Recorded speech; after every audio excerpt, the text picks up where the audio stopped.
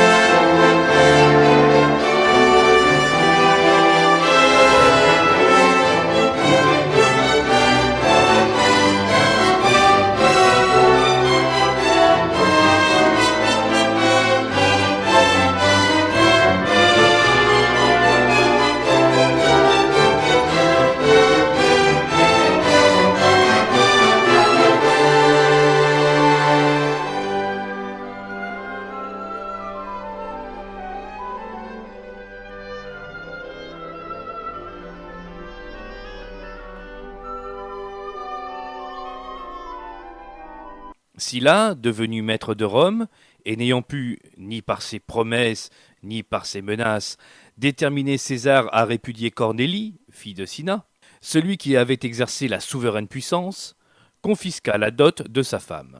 La parenté de César avec le vieux Marius fut la cause de son inimitié pour Sylla.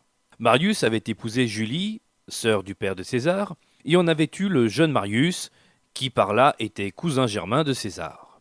Dans les commencements des proscriptions, Sylla, distrait par beaucoup d'autres soins et par le grand nombre de victimes qu'il immolait chaque jour, ne songea pas à César qui, au lieu de se laisser oublier, se mit sur les rangs pour le sacerdoce et se présenta devant le peuple pour le briguer, quoiqu'il fût dans sa première jeunesse. Sylla, par son opposition, fit rejeter sa demande. Il voulut même le faire mourir.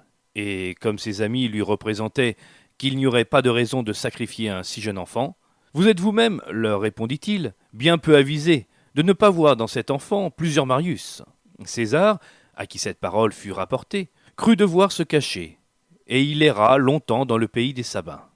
Un jour qu'il était malade, et qu'il fut obligé de se porter pour changer de maison, il tomba la nuit entre les mains des soldats de Sylla, qui faisaient des recherches dans ce canton, et emmenaient tous ceux qui s'y trouvaient cachés.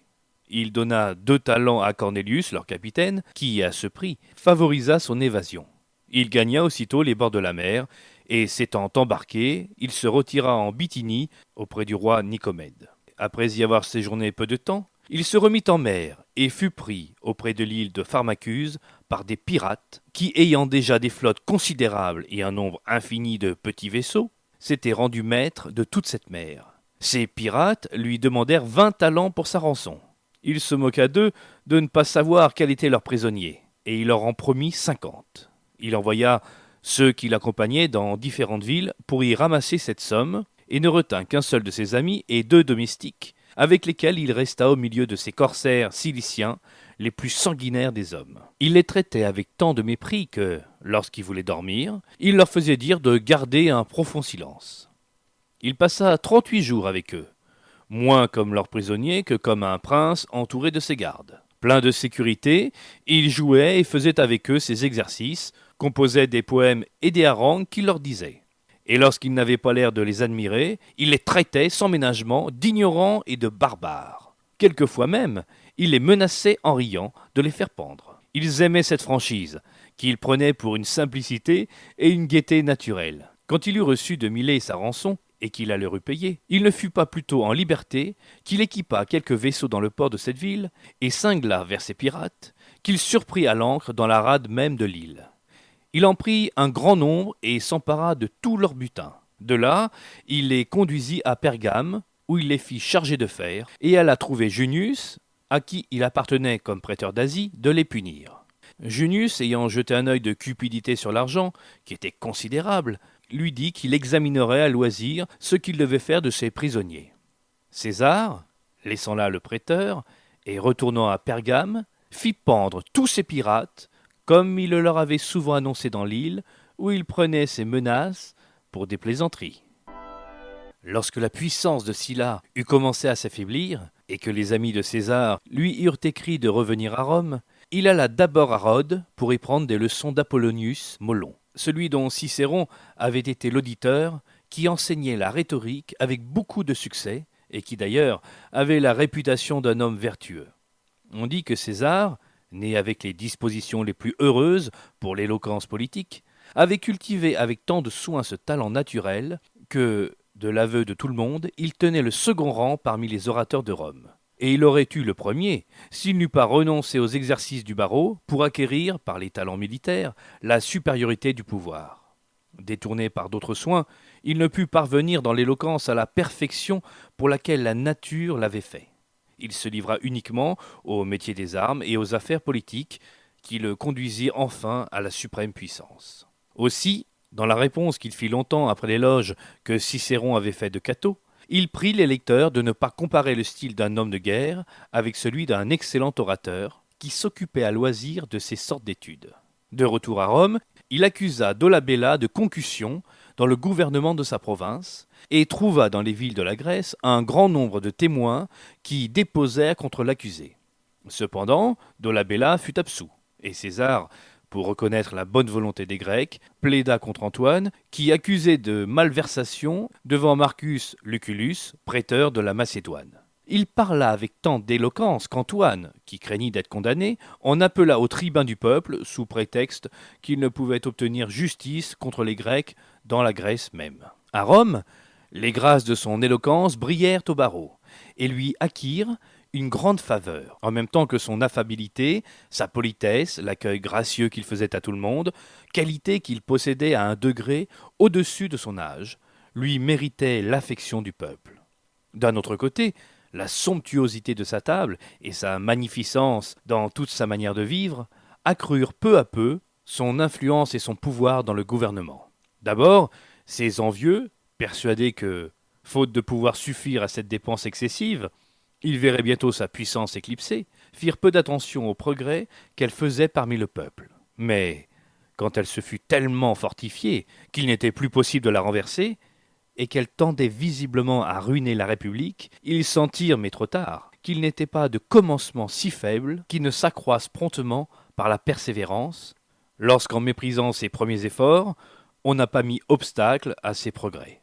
Cicéron paraît avoir été le premier à soupçonner et à craindre la douceur de sa conduite politique, qu'il comparait à la bonasse de la mer, et à reconnaître la méchanceté de son caractère sous ses dehors de politesse et de grâce dont il la couvrait.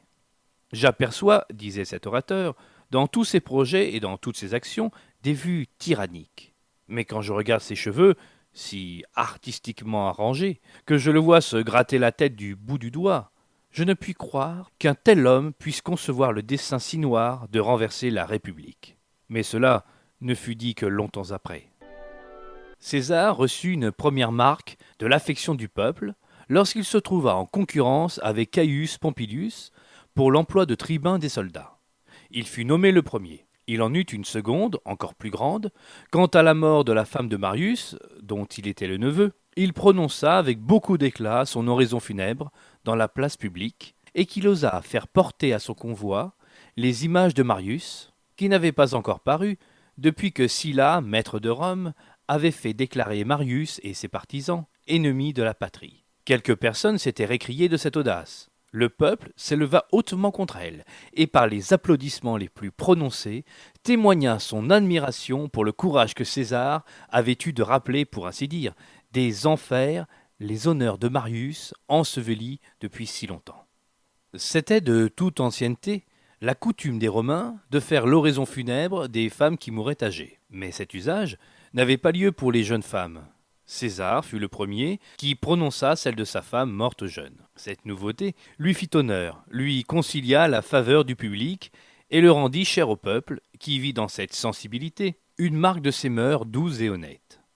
Après avoir fait les obsèques de sa femme, il alla comme quêteur en Espagne, sous le prêteur Véter, qui l'honora depuis tant qu'il vécut, et dont il nomma le fils son quêteur quand il fut parvenu lui-même à la prêture. Au retour de sa quêture, il épousa en troisième noces Pompeia. Il avait de Cornélie, sa première femme, une fille qui, par la suite, fut mariée au grand Pompée. Sa dépense, toujours excessive, faisait croire qu'il achetait chèrement une gloire fragile et presque éphémère, mais dans la vérité, il s'acquérait à vil prix les choses les plus précieuses. On assure qu'avant d'avoir obtenu aucune charge, il était endetté de 1300 talents. Mais le sacrifice d'une grande partie de sa fortune, soit dans l'intendance des réparations de la voie appienne, soit dans son édilité, où il fit combattre devant le peuple 320 paires de gladiateurs, la somptuosité des jeux, des fêtes et des festins qu'il donna, et qui effaçaient tout ce qu'on avait fait avant lui de plus brillant, inspirèrent au peuple une telle affection qu'il n'y eut personne qui ne cherchât à lui procurer de nouvelles charges et de nouveaux honneurs pour le récompenser de sa magnificence. Rome était alors divisée en deux factions, celle de Sylla, toujours très puissante, et celle de Marius, qui, réduite à une grande faiblesse et presque dissipée, osait à peine se montrer. César voulut relever et ranimer cette dernière. Lorsque les dépenses de son édilité lui donnaient le plus d'éclat dans Rome, il fit faire secrètement des images de Marius, avec des victoires qui portaient des trophées.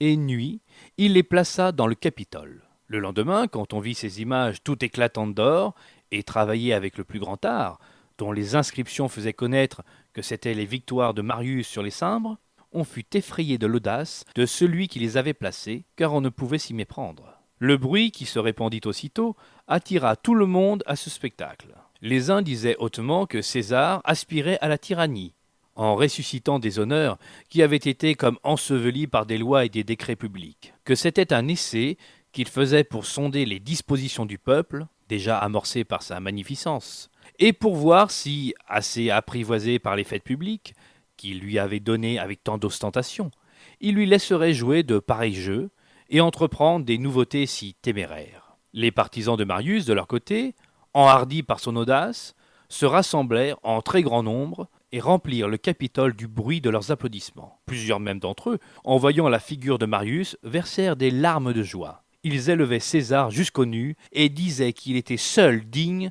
de la parenté de Marius. Le Sénat s'étant assemblé, Catulus Latiatus, le plus estimé de tous les Romains de son temps, se leva, et parlant avec force contre César, il dit cette parole si souvent répétée depuis, que César n'attaquait plus la République par des mines secrètes, et qu'il dressait ouvertement contre elle toutes ses batteries.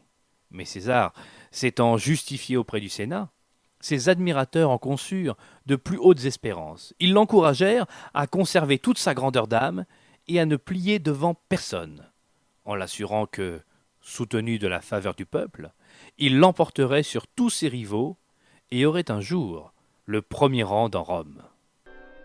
La mort de Métellus, ayant laissé vacante la place de grand pontife, ce sacerdoce fut brigué avec chaleur par Isoricus et Catallus, deux des plus illustres personnages de Rome et qui avaient le plus d'autorité dans le Sénat. César, loin de céder à leur dignité, se présenta devant le peuple et opposa sa brigue à celle de ses deux rivaux. Les trois compétiteurs avaient également de quoi soutenir leurs prétentions. Catallus, qui, avec plus de dignité personnelle, craignait davantage l'issue de cette rivalité, fit offrir secrètement à César des sommes considérables s'il voulait se désister de sa poursuite. César répondit qu'il en emprunterait de plus grandes encore pour soutenir sa brigue. Le jour de l'élection, sa mère l'accompagna tout en larmes jusqu'à la porte de sa maison. « Ma mère, lui dit César en l'embrassant, vous verrez aujourd'hui votre fils ou grand pontife ou banni. » Quand on recueillit les suffrages, les contestations furent très vives. Mais enfin César l'emporta, et un tel succès fit craindre au Sénat et aux meilleurs citoyens qu'il ne prit assez d'ascendant sur le peuple pour le porter aux plus grands excès. Ce fut alors que Pison et Catallus blâmèrent. Nous espérons que vous avez apprécié cet aperçu. Pour continuer à écouter ce livre audio sur Google Play Livres, utilisez le lien dans la description de la vidéo.